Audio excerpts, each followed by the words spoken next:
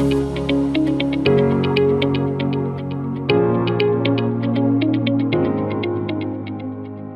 वालेकुम क्लास। आज आप लोगों को मैं नया टॉपिक पढ़ा रहा हूँ। ये आपकी किताब में टॉपिक वैसे नहीं है जो मैंने इससे पहले आपको चार्ल्स लॉ तक करवा दिया। बेसिकली ये चार्ल्स लॉ में ही सब टॉपिक आता है, लेकिन क्योंकि आपके पास ये टेम्परेचर स्केल टॉपिक इस चैप्टर में नहीं है, आगे चल के हो सकता है कहीं पे हो, लेकिन ये आपको अब न्यूमेरिकल्स में क्योंकि इस्तेमाल किया भी है और आगे भी करना है, तो हम टेम्परेचर स्केल सीख रहे हैं। मैंने आपसे कहा था कि चार्ल्स लॉ के बाद सिखाऊंगा, तो अब सिखा रहा हूँ। आपके पास तीन टेम्परेचर स्केल होते हैं।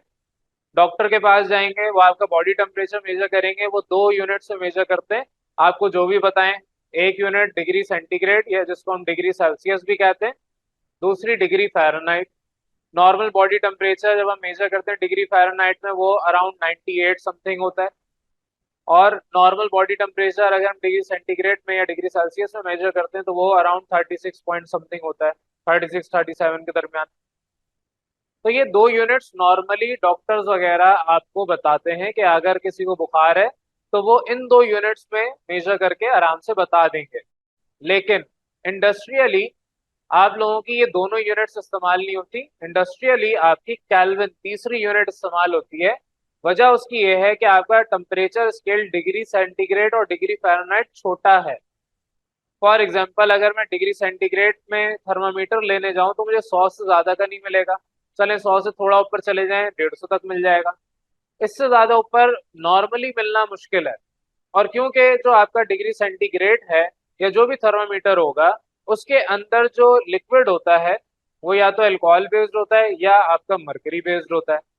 तो वो दोनों ही आपके अंदर जो मीडियम है जिसकी वजह से टेम्परेचर पता चलता है, वो इतना ज्यादा टेम्परेचर नहीं मेजर कर सकते। तो हमने फिर नए सिस्टम ऑफ यूनिट्स बनाए। वो नया सिस्टम ऑफ यूनिट आपका केल्विन है। केल्विन को हम बहुत बड़ी वैल्यू के लिए भी मेजर कर सकते हैं। डिग्री सेंटीग्रेड और केल्विन दोनों में कोई इतना फर्क नहीं है। डिग्री सेंटीग्रेड और केल्विन इस तरीके से है कि अगर 1 डिग्री सेंटीग्रेड बढ़ाएंगे तो 1 केल्विन बढ़ेगा, 10 डिग्री सेंटीग्रेड बढ़ाएंगे 10 केल्विन, 100 डिग्री सेंटीग्रेड बढ़ाएंगे 100 केल्विन बढ़ेंगे। लेकिन जो भी वैल्यू होगी डिग्री सेंटीग्रेड की, उसमें एक कांस्टेंट वैल्यू ऐड होती रहेगी, 273 एक दफा।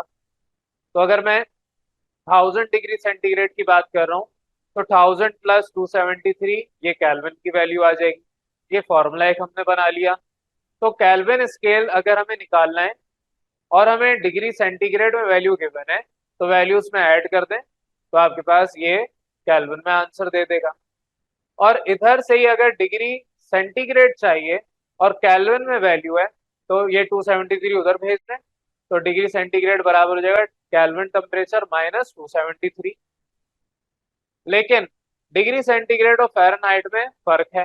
डिग्री सेंटीग्रेड और फ़ारेनहाइट में क्या फर्क है? आपके पास एक फॉर्मूला है कि जो भी फ़ारेनहाइट स्केल में टेम्परेचर है उसमें -32 कर दें, होल डिवाइड बाय ये आपके डिग्री सेंटीग्रेड का टेम्परेचर, ये रेशो आएगा 9/5 के। तो यहाँ से आप अपने फॉर्मूले को रीअरेंज कर सकते हैं। अगर मुझे फ़ारेनहाइट में चाहिए तो यहाँ पर डिग्री सेंटीग्रेड है, उधर भेजूंगा, 9/5 से मल्टीप्लाई होगा, 9/5 से मल्टीप्लाई होगा डिग्री सेंटीग्रेड का टेम्परेचर, -32 है उधर, वहां भेजेंगे, +32 हो जाएगा। सिमिलरली आप इसी तरीके से फॉर्मूले को रीअरेंज कर सकते हैं अगर डिग्री सेंटीग्रेड चाहिए और डिग्री फ़ारेनहाइट अगर आपकी वैल्यू गिवन है। ये फॉर्मूला आपकी किताब में अभी इस्तेमाल नहीं हो रहा, मैं आपको एडिशनल पढ़ा रहा हूँ, लेकिन आपको ये याद करना है। ये फॉर्मूला याद हो गया, आप कोई भी वैल्यू गिवन है वो पुट करें, दूसरी निकाल लें, क्योंकि ज़ाहिर है मैथ पढ़े, रीअरेंज तो कर सकते हैं। तो यहाँ पर मेरे पास अब क्वेश्चन गिवन है, सवाल आपके पास एक्सरसाइज के हैं। क्वेश्चन नंबर 1 में कहा है कि आपको कन्वर्ट करना है इनटू फॉलोइंग यूनिट्स। और फर्स्ट पार्ट आपसे कहा है कि 100 डिग्री सेल्सियस को कन्वर्ट करें केल्विन में। तो 100 डिग्री सेंटीग्रेड आपने डाटा बनाया प्रॉपर कि ये गिवन है, डिस्क्रिप्शन इधर लिखने की जरूरत नहीं, छोटे से सवाल आते हैं। केल्विन में आपको बतानी है वैल्यू क्या होगी। ये सब स्क्रिप्ट में, सी का मतलब सेल्सियस या सेंटीग्रेड, के का मतलब केल्विन। सोल्यूशन की हेडिंग डालेंगे, आपको फॉर्मूला याद करना है। केल्विन टेम्परेचर बराबर है सेल्सियस टेम्परेचर +273, 100 +273 373 केल्विन। ये आपके पास वैल्यू आ गई टेम्परेचर इन केल्विन। अब केल्विन में आप डिग्री नहीं लगाते, सेंटीग्रेड में या फ़ारेनहाइट में डिग्री लगता है पहले। तो degree Celsius, degree Fahrenheit, degree लगता है पहले। लेकिन केल्विन में आप ये डिग्री का सिंबल नहीं बनाते, नहीं, हमने यूनिट में इसको रखा ही नहीं है। सेकंड है, ये जो क्वेश्चन मार्क डाला है आपने, ये डाटा सोल्यूशन खुद करना है, मैं डायरेक्ट सोल्यूशन कर रहा हूँ। आपके पास वही वैल्यू है, अब वैल्यू चेंज हो रही है, फॉर्मूले में वैल्यू पुट करें, +273, 150 +273, 423 केल्विन। ये तो आपके पास सिंपल सा एक ही टाइप के क्वेश्चन। दूसरी टाइप, अगर मेरे पास केल्विन गिवन हो, जैसे हम एंड में रिजल्ट के अंदर कर रहे थे, आंसर केल्विन में निकाल रहे थे, लेकिन रिजल्ट में हम डिग्री सेंटीग्रेड भी मेंशन कर रहे थे, तो फॉर्मूला वही है, बस ये +273 उधर भेज दिया, तो आपके पास सेल्सियस टेम्परेचर बराबर आएगा केल्विन टेम्परेचर -273 के। तो -273 इस वजह से हो क्योंकि आपने उस साइड में भेजा।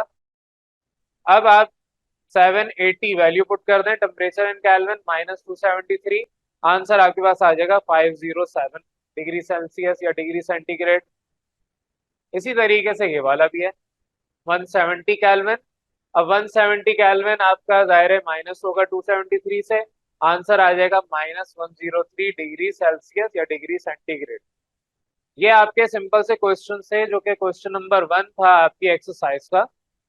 अब यहाँ पर इजाफी काम जो मैं करवा रहा हूँ वो आपके डिग्री फ़ारेनहाइट को निकालने वाला है, कि अगर मुझे आंसर केल्विन में गिवन हो, तो मुझे अगर सिर्फ डायरेक्ट फ़ारेनहाइट में चाहिए, सेल्सियस में नहीं चाहिए, तो मैं कैसे सॉल्व करूंगा। तो अगर केल्विन में आपके पास वैल्यू है और आपको फ़ारेनहाइट में चाहिए, तो बीच में आपको सेल्सियस वैल्यू निकालनी पड़ेगी हर हाल। तो अगर आपके पास ये सेल्सियस वैल्यू निकाल ली है या आ गई है, उसी वैल्यू की मदद से आपने फॉर्मूला ये वाला रीअरेंज किया फॉर डिग्री फ़ारेनहाइट।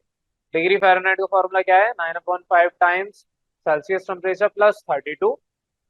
अब सेल्सियस टेम्परेचर क्या है, 103 माइनस में मल्टीप्लाई कर दें 9/5 से, या 1.8 से, 9/5 होता है 1.8, तो आगे पास -185.4 +32 अपनी जगह ऐड कर लें, तो आगे पास -153.4 डिग्री फ़ारेनहाइट आ गया। ये काम मैं और नहीं करवा रहा ना, मैं प्रैक्टिस दे रहा हूँ, मैंने सिर्फ आपको एक हिंट देनी थी, एक आइडिया देना था कि आपके पास 3 स्केल होते हैं और तीनों स्केल आपस में इंटर कन्वर्टेबल है। एक की वैल्यू पता चल जाए, आप बकिया 2 की वैल्यू निकाल सकते हैं। तो ये सिंपल सा टॉपिक था आपके टेम्परेचर स्केल का, और आपकी जो एक्सरसाइज है इस चैप्टर की उसका क्वेश्चन नंबर 1 वो भी मैंने इसी के साथ आपको करवा दिया है। ये सिंपल सा काम है। अब अगर न्यूमेरिकल में आपके पास कोई भी यूनिट आ जाए, आपको वो कन्वर्ट करना आ जानी चाहिए। क्लियर है यहाँ तक?